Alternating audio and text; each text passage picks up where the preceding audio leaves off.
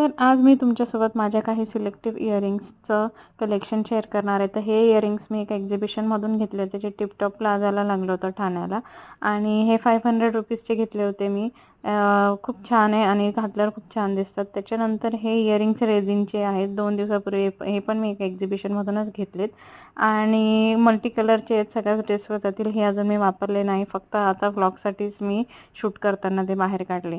त्याच्यानंतर हे इयरिंग्स मी एका 2-3 महिन्यापूर्वी एका लोकल स्टोअरमधून घेतलेले मुलुंडला, एका फॅमिली फंक्शनसाठी. अमेरिकन डायमंडचे 1200 रुपीजला मला पडलेले आणि खूप छान आहे. त्याच्याबद्दल खूप कॉम्प्लिमेंट्स मला मिळाले.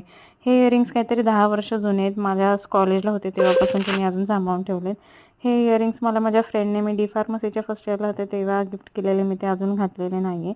आणि हे दोन्ही झुमके मी मिशोवरून ऑर्डर केलेले आणि खूप छान वाटतात एथनिक वेअरवर. तुम्हाला याच्यापैकी कुठले आवडले मला कॉमेंट करून नक्की सांगा.